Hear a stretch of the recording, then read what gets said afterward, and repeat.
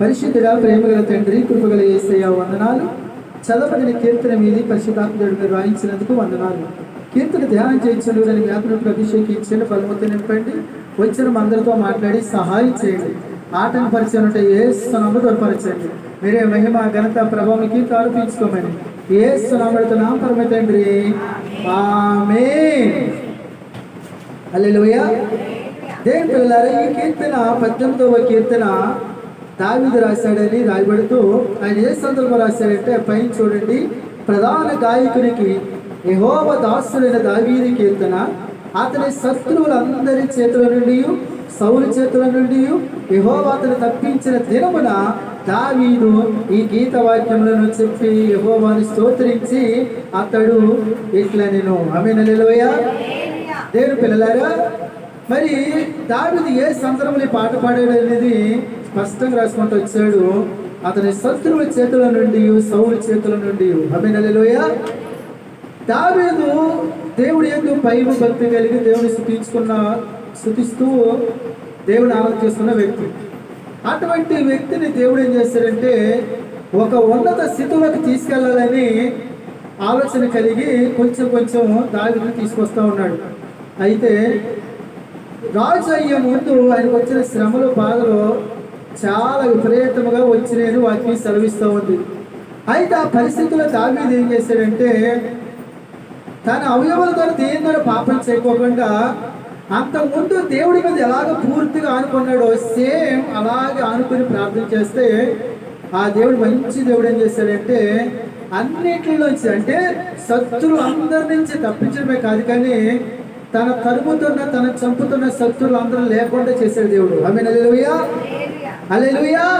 దేవుని పిల్లలారా, ఈ కీర్తనంతా మనం చూసినట్లయితే ఆయన చేసిన కార్యాలను బట్టి నా బలము, నా కేడుము, నా శృంగము అని దేవుడు స్తుతిస్తూ, దేవుడి మీద ఏ పరిస్థితులైనా సరే మన దేవుడి మీద ఆధారపడితే ఆయన విడిపించే దేవుడని, రక్షించే దేవుడని, రక్షించడమే కాదు కానీ మనల్ని ఎవరైతే అడ్డుపరుస్తున్నారో, మనల్ని ఎవరైతే సిగ్గుపరుస్తున్నారో, మనల్ని ఎవరైతే నాశించకుండా శత్రువులందరూ లేకుండా చేసి దేవుడు ఆశీర్వదిస్తాడని ఈ కీర్తన స్పష్టంగా రాసుకుంటూ వచ్చాడు. ఆమేన్ హల్లెలూయా.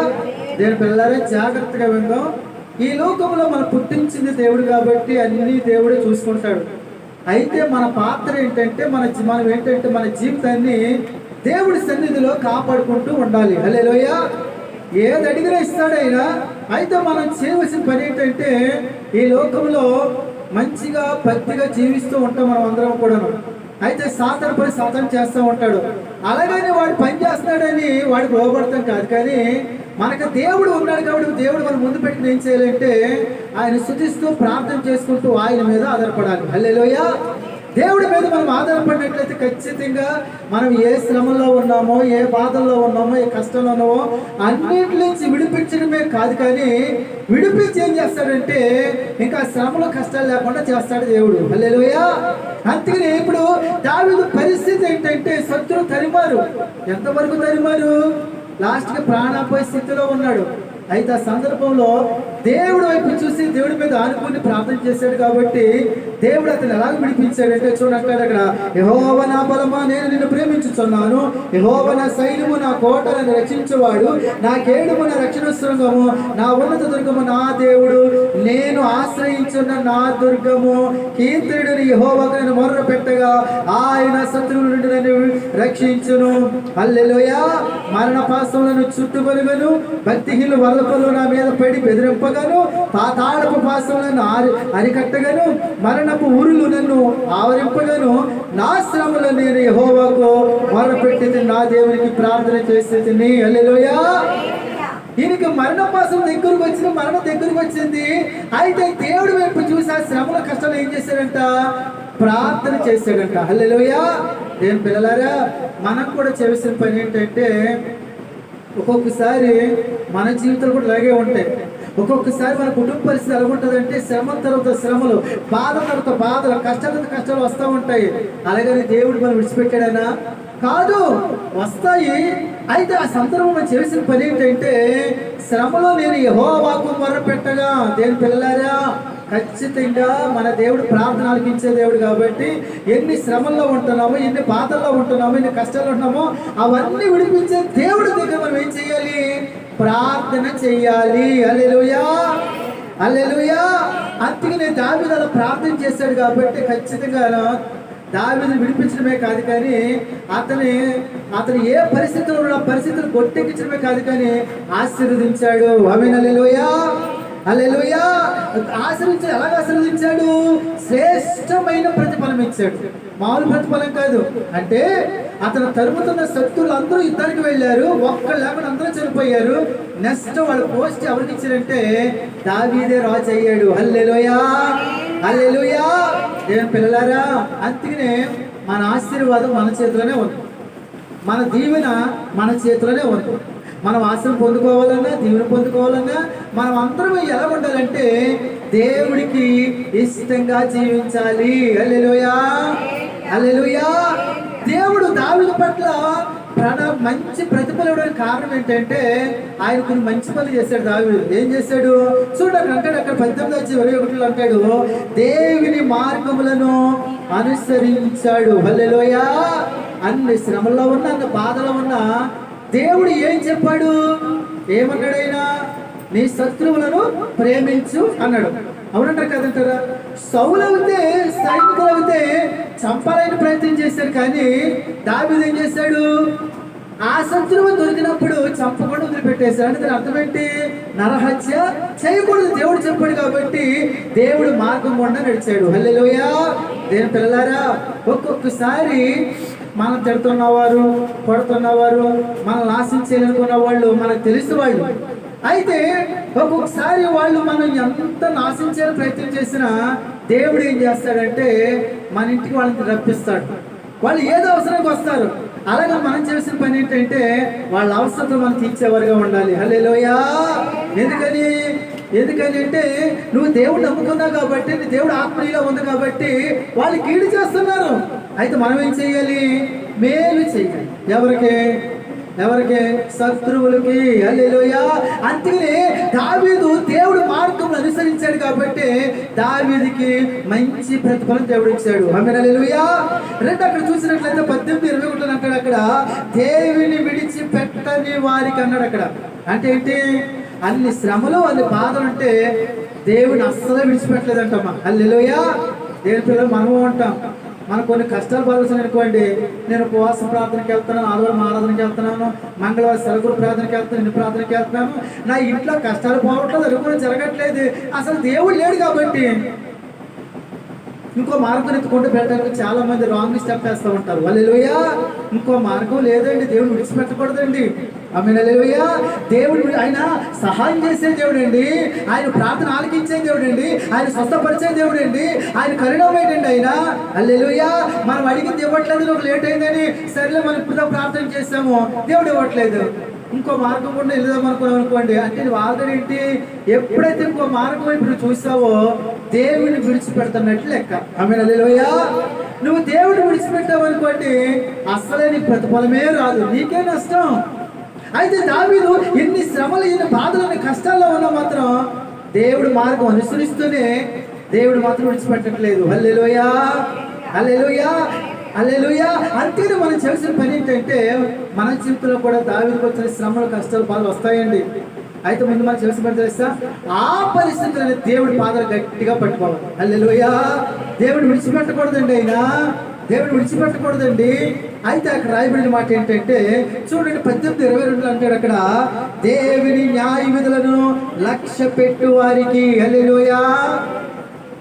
దేవుడు విడిచిపెట్టలేదు. దేవుడు కొన్ని న్యాయ విధులు పెట్టాడంట. ఆ న్యాయ విధులు దేవుడైతే ఏమిటువంటి విధులు పెట్టాడో ఆ విధుల మీద ఇతను మనసు పెట్టి లక్ష్య పెట్టాడంట. హల్లెలూయా. దేవుని పిల్లలారా, మనము అన్నీ బాగున్నప్పుడే దేవుడు కాదండి, ఏమీ లేనప్పుడు కూడా చేయవలసిన పనులు చేయాలి. హల్లెలూయా. మనము రోజు పనికి వెళ్తూ ఉంటాం, ఆహారం తింటాము, అలాగే పని లేదని ఆహారం మానేస్తామా? నీళ్ళు మానేస్తామా? ఇప్పుడు పని ఉన్నా లేకపోయినా ప్రతిరోజు మనం ఖచ్చితంగా చేయాల్సిన పనులు ఏంటి? నీళ్ళు తాగాలి, భోజనం చెయ్యాలి, ఇది చెయ్యాలి మనం బ్రతకాలంటే. అలాగే మన జీవితంలో కష్టాలు వచ్చినా, శోధనలు వచ్చినా, ఇబ్బందులు వచ్చినా, ఏదొచ్చినా కొన్ని దేవుడు మనకు పెట్టిన కొన్ని విధులు ఉన్నాయి. ఆ విధులు మాత్రం మర్చిపోకూడదు. హల్లెలూయా, హల్లెలూయా. అంటే ఖచ్చితంగా తెల్లగట్లు లేవాలి, స్తుతించాలి, ప్రార్థన చేయాలి, దేవుడి వాక్యం ధ్యానం చేయాలి. మనం ఏం చేయాలంటే ఆయన మనం ముందుంచిన లక్ష్యాలు ఉన్నాయి కాబట్టి వాటిని నిర్లక్ష్యం చేయకుండా అవి చేస్తూ ఉండాలి. ఆమేన్, హల్లెలూయా. దావీదు అదే చేశాడు. ఒకడు దేవుడు మార్గాన్ని అనుసరించాడు, దేవుడు విడిచిపెట్టలేదు. దేవుడు తన ముందు ఎటువంటి విధులు చేయాలని చెప్పాడో ఆ విధులన్నీ చేసుకుంటూ వచ్చాడు. ఆమేన్, హల్లెలూయా. 4 మనం చూసినట్టు అక్కడ అంటాడు 22వ వచనంలో, దేవుని కట్టడలను త్రోసివేయు వారికి, హల్లెలూయా, దేవుని కట్టడలను అంటే అనుసరించాడంటండి, త్రోసివేయలేదంటండి. ఆయన విధులు పెట్టాడు, కట్టడలు పెట్టాడు, అవి మాత్రం మర్చిపోలేదంట. హల్లెలూయా. మనము మర్చిపోతాం కదమ్మా. మనకి దేవుడికి ఏదైనా చేయలేదని కూడా మనం ఏం చేస్తాం, ఆదివారం తెలుసుని మర్చిపోతాం, ఉపవాస ప్రార్థన మర్చిపోతాం. అవునంటారు కదంటారా? ఆమేన్, హల్లెలూయా. ఒకవేళ నిజంగా ఆదివారం కనుక ఏదైనా వచ్చింది మనకు అవసరం అనుకోండి, మన ఇష్టం కదమ్మా. ముందు వెళ్ళిపోవచ్చు, మధ్యలో వెళ్ళిపోవచ్చు, లాస్ట్ వెళ్ళిపోవచ్చు, ఇంకా లాస్ట్ తప్ప మొత్తం మానేచ్చు. ఆమేన్, హల్లెలూయా. ఇప్పుడు ఆయన ఏమంటాడు, 6 రోజులు మిగి 7వ రోజు నాది అన్నాడు. అని కట్టడి పెట్టాడు. ఆయన పెట్టాడు లేదా? ఖచ్చితంగా ఆ రోజు మీరు ఉపయోగించుకుని ఏ రోజు ఖచ్చితంగా నాకు ఇచ్చేయాలి, నా సమయం నాకు ఇచ్చాలని చెప్పాడు ఆయన. అవునంటారు కదంటారా? మరి మనం ఏం చేస్తాం అమ్మా? ఆ వాక్యం మనందరికీ తెలుస్తుంది కానీ మన ఇష్టం. ఆమేన్, హల్లెలూయా. దావీదు మాత్రం ఆయన కట్టడలు మర్చిపోలేదంటండి. హల్లెలూయా. నేను పిల్లరా, మన జీవితంలో కష్టం వచ్చినా, శోధన వచ్చినా, బాధ వచ్చినా, ఏది వచ్చినా సరే దేవుడు పెట్టిన కట్టడాలను, దేవుడు పెట్టిన విధులు మాత్రం మర్చిపోకుండా మనం చూసుకోవాలి. హల్లెలూయా, హల్లెలూయా. దావీదు శ్రేష్టమని ఫలితం పొందుకోవడం కారణం ఏంటంటే అక్కడ చూడండి 18-23 వచ్చిన అంటాడు. అక్కడ ఆయన ఏమంటాడు? అక్కడైనా దోషక్రియలు చేయని వారికి, హల్లెలూయా, హల్లెలూయా. దేవుని పిల్లలారా, మరి ముఖ్యంగా ఏంటంటే దోషక్రియలు చేయకుండా కాపాడుకోవాలి మనం. దోషక్రియలు అంటే దుష్టుని కార్యాలు చేయకుండా మనం చూసుకోవాలి. ఆమేన్, హల్లెలూయా. ఎందుకంటే అన్ని బాగున్నాయనుకోండి, మనం ఎవరి జోలికి వెళ్ళం. మనము పరిస్థితులు బాగోకపోతే ఇంట్లో డబ్బులు లేవమ్మా, ఇంట్లో డబ్బులు లేవు, కూర వండుకోవాలి, కాయగూరలు అప్పుడే వచ్చాడు. హల్లెలూయా. పోనీ సరిపడా కూరగాయలు లేవు, సరిపడా డబ్బులు కొనడానికి. అప్పుడు ఏం చేస్తారు అమ్మా? ఆడు కనుక తెంగోడు అనుకోండి, అమ్మేవాడు ఆడు కనుక అన్నీ మర్చిపోతాడు అనుకోండి, ఈజీగా దొంగతనం చేసి కూరగాయల దగ్గర చేయలేమా అమ్మా? హల్లెలూయా, హల్లెలూయా. లేకపోతే డబ్బులు ఇవ్వకోకుండా ఇచ్చామని చెప్పొచ్చు, అది కష్టమేం కాదు. అంటే మనకు వచ్చిన కష్ట సమయంలో, బాధ సమయంలో దేవుడికి ఇష్టంగా జీవిస్తూ దుష్టక్రియలు చేయకుండా కాపాడుకోవాలి. హల్లెలూయా. నేను పిల్లలారా, దావీదుకి ఎన్నోసార్లు అవకాశం వచ్చింది, శత్రులు దొరికారు, కానీ శత్రులు ఏం చేయలేదు. ఎందుకని వాళ్ళు దేవుడు అభిషేకం పొందుకున్నవాడు కాబట్టి, వాళ్ళు ప్రస్తుతానికి దేవుడి మాట వింటలేదు కాబట్టి దేవుడే చూసుకుంటాడని ఎటువంటి తన చేతులకు కానీ నోటికి కానీ పైన అప్పు చెప్పలేదు.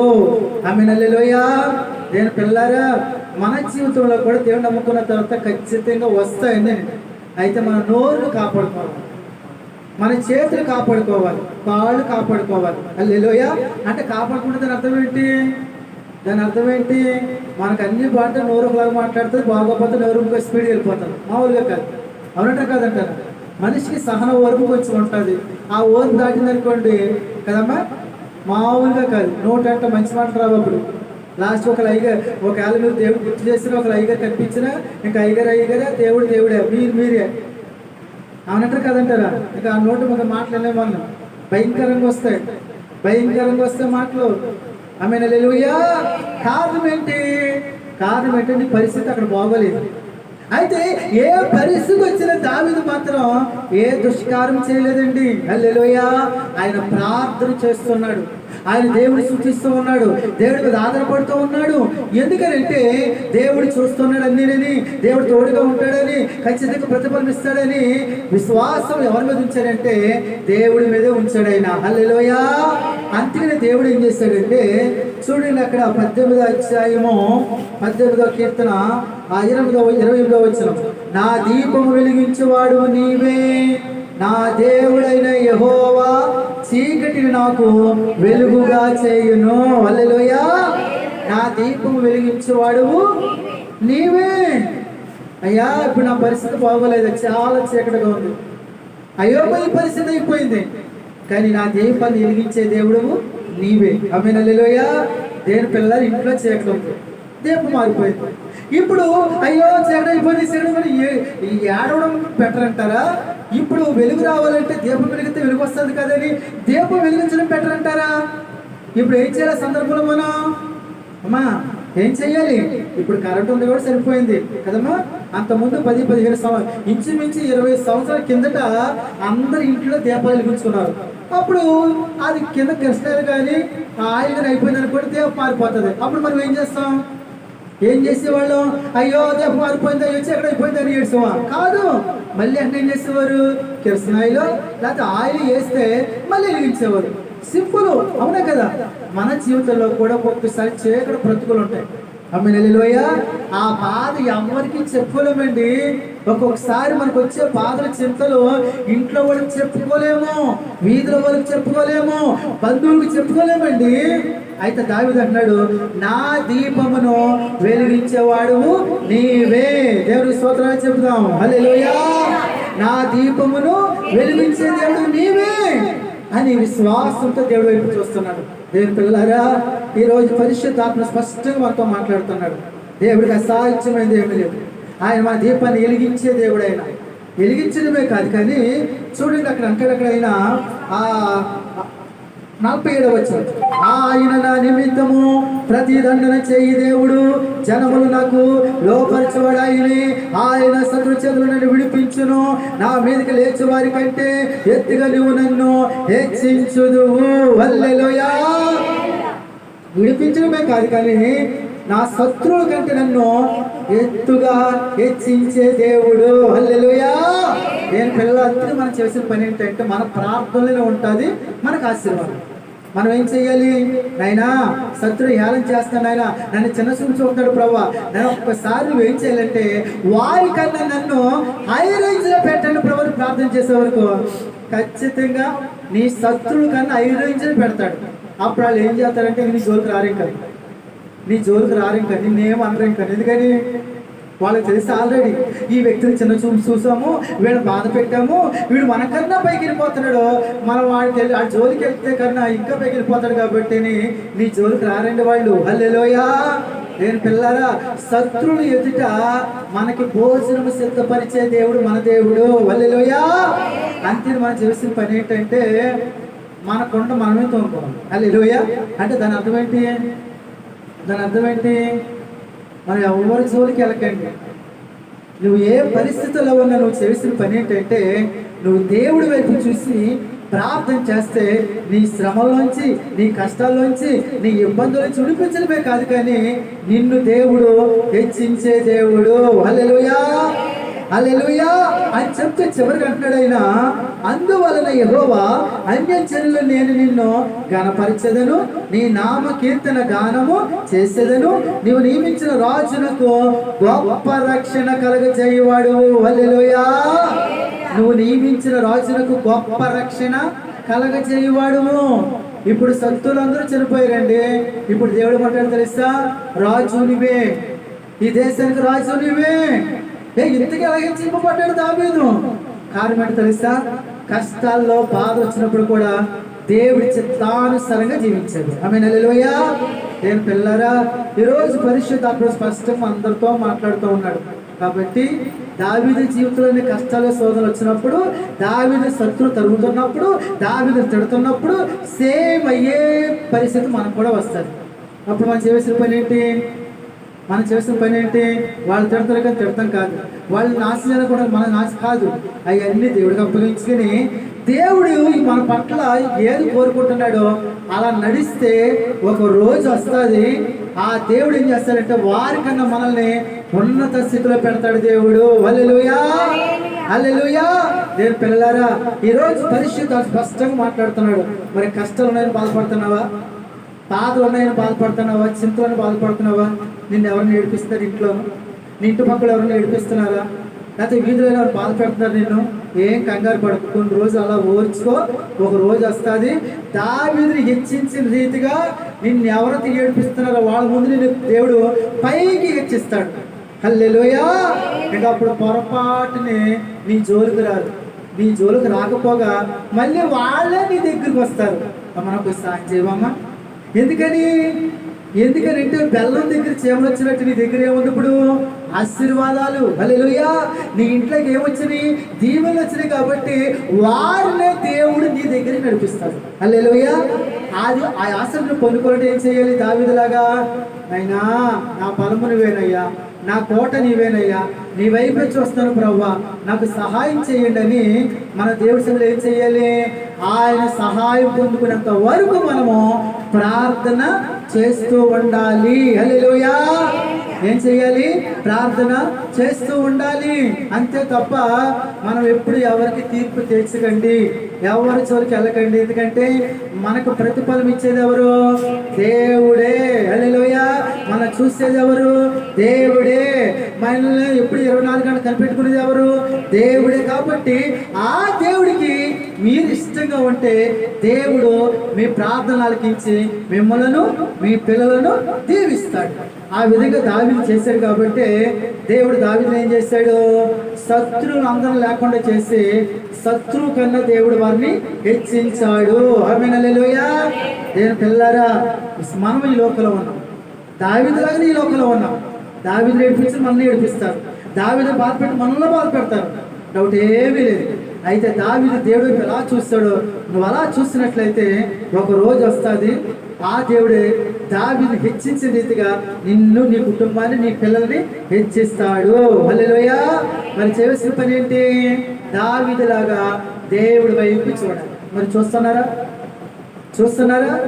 దేవుడి వైపు చూడండి, దేవుడి వైపు చూడండి, దేవుడి వైపు చూడండి. ఆ దేవుడే మిమ్మల్ని దావీదులాగా మిమ్మల్ని, మీ కుటుంబాన్ని దీవిస్తాడు. హల్లెలూయా. అటువంటి కృపణ దేవుడు మనందరికీ అనుగ్రహించునుగాక. ఆమేన్. సాక్షులు చెప్పుకున్న వాక్యం చెప్పుకుని సెలవు తీసుకుందాం.